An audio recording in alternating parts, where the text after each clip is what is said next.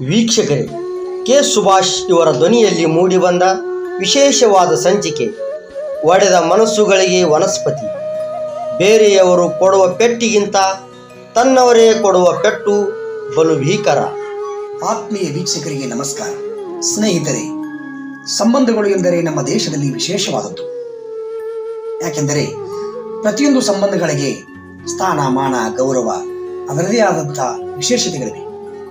ಅತ್ತೆ ಮಾವ, ಅಪ್ಪ ಮಗ, ಅಕ್ಕ ತಂಗಿ, ಅಣ್ಣ ತಮ್ಮ, ಗಂಡ ಹೆಂಡತಿ, ಹೀಗೆ ಅನೇಕ ಸಂಬಂಧಗಳಿವೆ.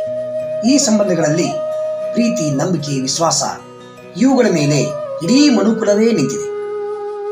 ಇವುಗಳಲ್ಲಿ ಯಾವುದಾದರೂ ಒಂದಕ್ಕೆ ಧಕ್ಕೆಯಾದರೆ ಮನಸ್ಸುಗಳು ಒಡೆದು ಛಿದ್ರವಾಗುತ್ತವೆ. ನೋವು, ಸಂಕಟ, ತಳಮಳ ಅತ್ಯಂತ ಘೋರವಾಗಿರುತ್ತವೆ. ಬಂಧುಗಳೇ, ಮನೆ ಒಡೆದರೆ ಮನೆ ಮರಳಿ ಕಟ್ಟಬಹುದು, ಹಣ ಕಳೆದುಕೊಂಡರೆ ಮತ್ತೆ ಗಳಿಸಬಹುದು. ಆದರೆ ಒಮ್ಮೆ ಮನಸ್ಸುಗಳು ಒಡೆದರೆ ಜೀವನದಲ್ಲಿ ಒಡೆದ ಮನಸ್ಸುಗಳು ಕೂಡಲು ಸಾಧ್ಯವಿಲ್ಲ. ಆದ್ದರಿಂದ ಸ್ನೇಹಿತರೆ, ಒಡೆದು ದುಃಖಿಸುವುದಕ್ಕಿಂತ ಕಟ್ಟಿ ಖುಷಿ ಪಡುವುದು ಅತ್ಯಂತ ಶ್ರೇಷ್ಠವಾದದ್ದು. ಒಂದು ಪಟ್ಟಣದಲ್ಲಿ ಚಿನ್ನದ ಅಂಗಡಿ ಮತ್ತು ಕಂಬಾರನ ಕಬ್ಬಿಣದ ಕುಲುಮೆಯು ಒಂದೇ ಬೀದಿಯಲ್ಲಿ ಎದುರು ಬದುರಿನಲ್ಲಿದ್ದವು. ಕಬ್ಬಿಣದ ಕುಲುಮೆಯಲ್ಲಿ ಬಡಿಯುವ ಭೀಕರ ಶಬ್ದವು ಇಡೀ ಬೀದಿಗೆಲ್ಲ ಕೇಳುತ್ತಿತ್ತು. ಒಮ್ಮೆ ಆಚಾರ್ಯ ಅಂಗಡಿಯಲ್ಲಿದ್ದ ಚಿನ್ನವು ಕಬ್ಬಿಣದ ಕುಲುಮೆಗೆ ಬಂತು.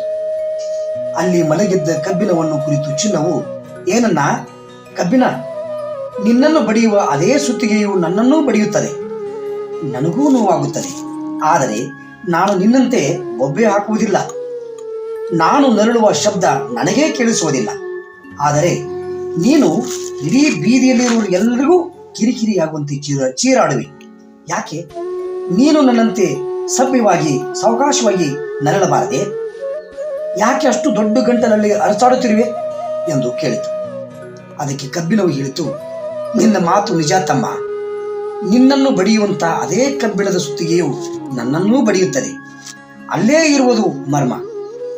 ನಿನ್ನನ್ನು ಬಡಿಯುವ ಕಬ್ಬಿಣದ ಸುತ್ತಿಗೆಯು ಅದು ನಿನ್ನ ಜಾತಿಗೆ ಸೇರಿದವನಲ್ಲ. ಆದ್ದರಿಂದ ನಿನಗೆ ಅಷ್ಟೊಂದು ನೋವಾಗುವುದಿಲ್ಲ.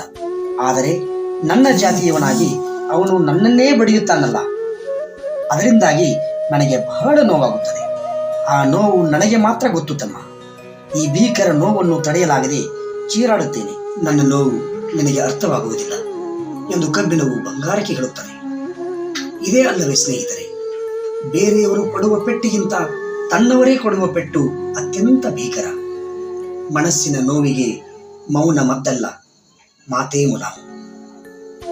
ನಮಸ್ಕಾರ.